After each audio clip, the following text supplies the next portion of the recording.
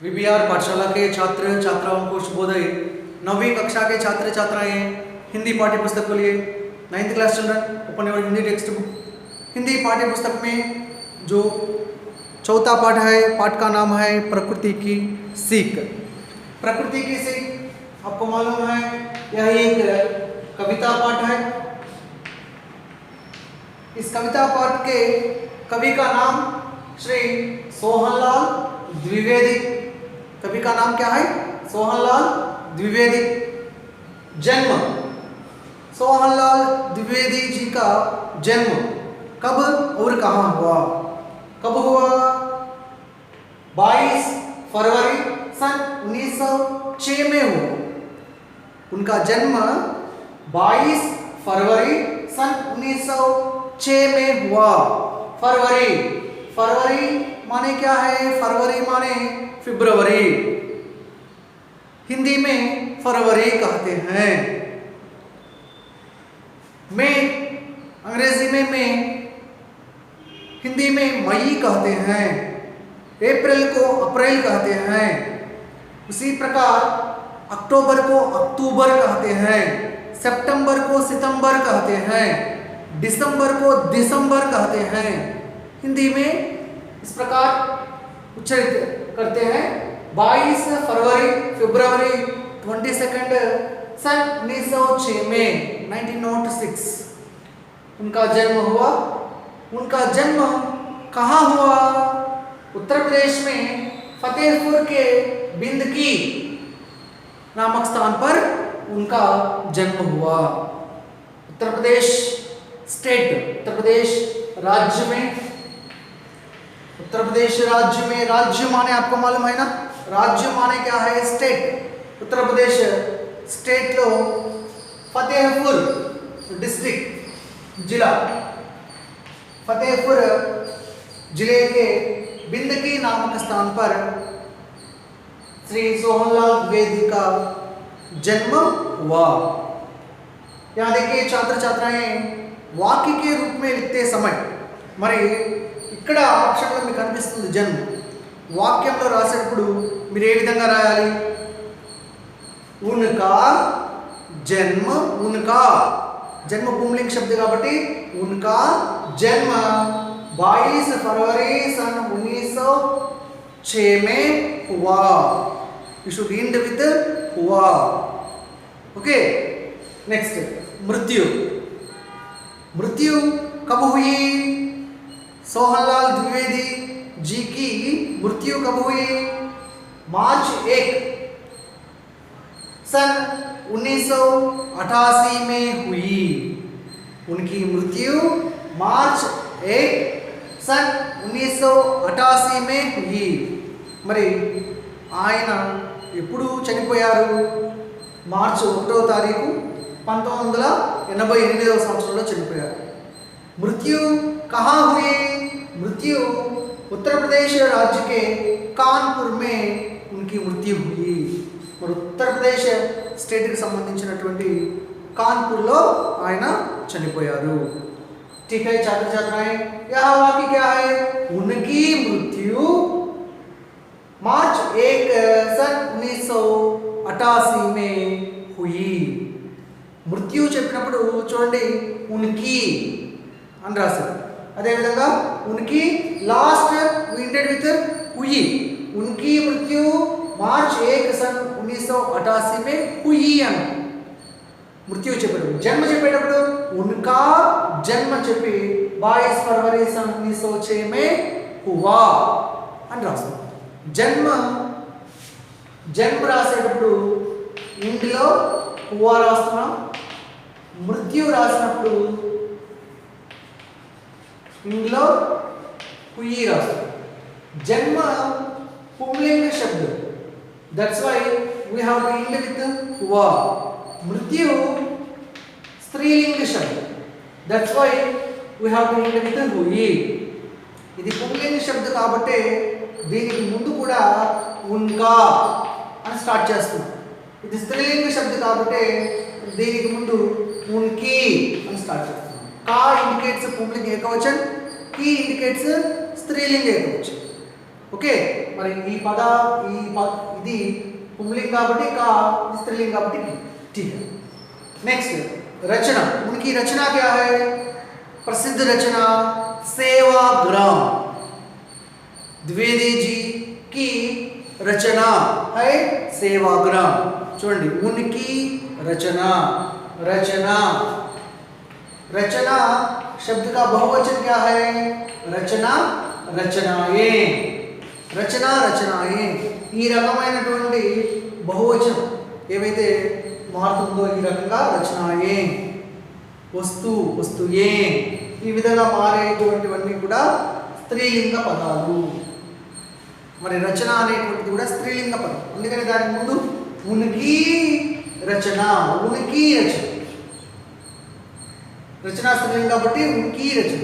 మరి ఆయన చెందినటువంటి ప్రసిద్ధమైనటువంటి రచన ఏంటి? సేవాగ్రాం। क्या है? సేవాగ్రాం। పురస్కారం, మరి ఆయనకు వచ్చినటువంటి అవార్డు పురస్కారం ఏంటి? పద్మశ్రీ, पद्मश्री। किस साल में?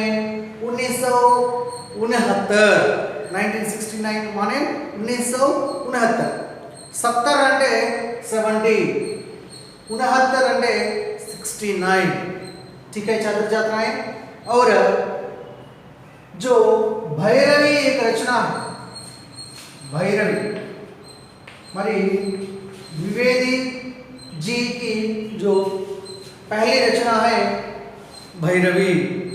ओके राइट छात्र छात्राएं, कवि परिचय फिर से देखिए। कवि का नाम श्री सोहनलाल द्विवेदी, जन्म 22 फरवरी सन 1906 में हुआ और कहाँ हुआ? उत्तर प्रदेश में फतेहपुर के बिंदकी नामक स्थान पर हुआ। मृत्यु 1 मार्च सन 1988 में हुई। कहाँ हुई? उत्तर प्रदेश के कानपुर में हुई। रचना, उनकी रचना है सेवाग्राम और पुरस्कार है पद्मश्री। पद्मश्री कब मिला? 1969 లో పద్మశ్రీ పురస్కారం లభించింది। ठीक है छात्र छात्राएं, यहाँ देखिए जो कवि परिचय यहाँ है। कवि परिचय आप पाठ्य पुस्तक खोलकर कवि परिचय पढ़िए। और अब है जो पहला स्टैंजा है, पहला स्टैंजा देखिए। पर्वत कहता शीश उठाकर तुम भी ऊंचे बन जाओ, सागर कहता है लहराकर मन में गहराई लाओ। पर्वत कहता शीश उठाकर तुम भी ऊंचे बन जाओ, सागर कहता है लहराकर मन में गहराई लाओ। पर्वत, पर्वत शब्द का अर्थ क्या है? पर्वत माने पहाड़, पर्वत माने पहाड़, गिरी, और एक अर्थ भी है शिखर। ठीक है, पर्वत అంటే పహాడ్ అంటాము, పర్యాయవాచి శబ్దం, గిరి అంటాము, శిఖర్ అని కూడా పిలుస్తాం। రైట్, पर्वत कहता, कहता, कहता माने టెల్లింగ్, చెప్పడం। సో మౌంటైన్, పర్వతాలు అంటూ ఉన్నాయట, చెప్తూ ఉన్నాయట। ఏం చెప్తూ ఉన్నాయి? शीश उठाकर, शीश, शीश उठाना माने सिर उठाना, सिर उठाना, सिर उठाना అంటే ఏంటి? सिर उठाना means raising, raising head with pride. సిర్ ఉఠానా, ఇంట్లో మనము వింటూ ఉంటాం, పెద్దవాళ్ళు చెప్తూ ఉంటారు, తల దించుకునేటువంటి పనులు చేయకూడదు, తల ఎత్తుకునేటువంటి పనులు చేయము। అంటే ఏంటి? తల దించుకోవడం, తల ఎత్తడము అని అంటే, తల ఎత్తుకొని తిరగడము అని అంటే గర్వంగా, నిజాయితీగా, అందరూ కూడా ఎంతో మంచి భావంతో చూసే విధంగా తిరగడం। తల దించుకోవడము అని అంటే, తల దించుకునేటువంటి పనులు అంటే ఇట్ కమ్స్ ఆల్ రాంగ్।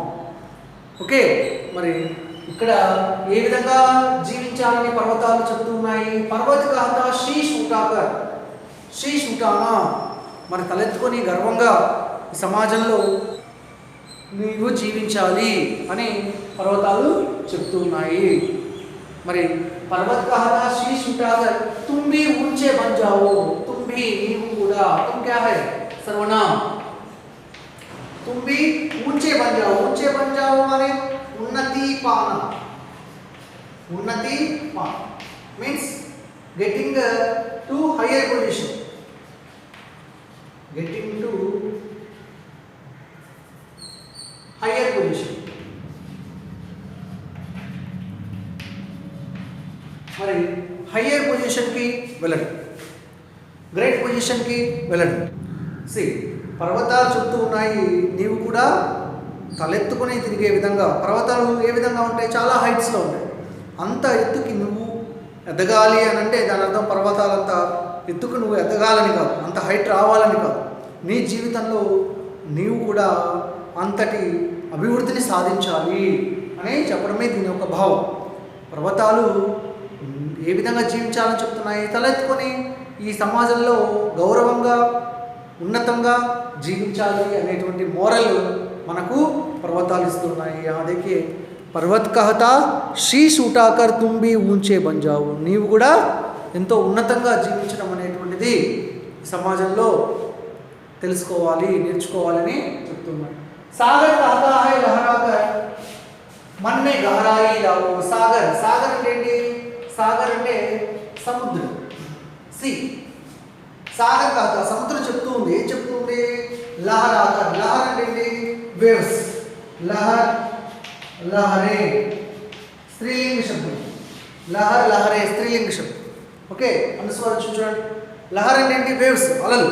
మరి సముద్రంలో అలలు ఉప్పొంగుతూ ఏం చెప్తూ ఉన్నాయి మనకు? మనమే గహరాయి లావు. గహరాయి అంటే ఏంటి?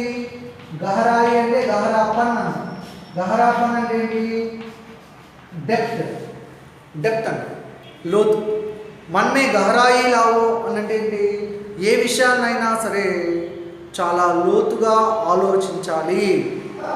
ఏ విషయంలో కూడా తొందరపడి నిర్ణయాలు తీసుకోకుండా ఏ విషయాన్నైనా ముందు ఏ విధంగా ఆలోచించాలి? సముద్రం ఎంతో లోతుగా ఉంటుంది కదా, అది చూసి మనం నేర్చుకోవాల్సింది ఏంటి? ప్రతి విషయాన్ని కూడా చాలా లోతుగా ఆలోచించడం, డీప్గా ఆలోచించడం, ఆ తర్వాతే నిర్ణయం తీసుకోవడం లాంటిది చేయాలి. తొందరపడి ఇటువంటి పనులు చేయకూడదు అని ఇక్కడ సముద్రము అలలు వచ్చేటప్పుడు చాలా డెప్త్ నుంచి హైట్కి వస్తూ ఉంటాయి.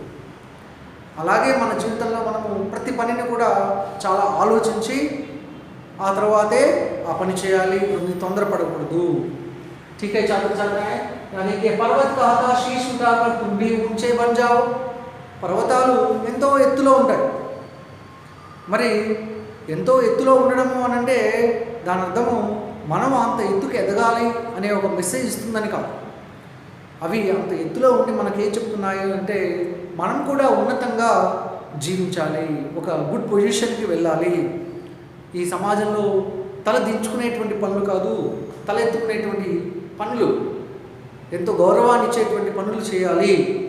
తుంబి ఊంచే పంచావు, నువ్వు కూడా ఉన్నతిని సాధించాలి, నువ్వు కూడా ఆ డెవలప్మెంట్ని పొందాలి అని అర్థం. సాగర్ కాతా హై లహరాకర్ మన్మే గహరాయి లావు. మరి సముద్రంలో అలలు ఉప్పొంగుతూ అంటూ ఉన్నాయి. మన్మే గహరాయి లావు, మనసులో ఆ డెప్త్ లెవెల్స్, థింకింగ్ పవర్ని, ఆలోచన శక్తిని మరింత ఎక్కువ చేయి. ఓకే, సాగర్ కహతా హై లహరాకర్ మన్మే గహరాయి లావు. సముద్రం చెప్తూ ఉంది, అలలతో ఉప్పొంగుతూ సముద్రం అంటూ ఉంది, ప్రతి విషయాన్ని కూడా మనసులో చాలా లోతుగా ఆలోచించాలి. ప్రతి విషయాన్ని ఆలోచించిన తర్వాతే, డీప్గా ఆలోచించిన తర్వాతే ఆ నిర్ణయాన్ని తీసుకోవాలి అని అంటుంది.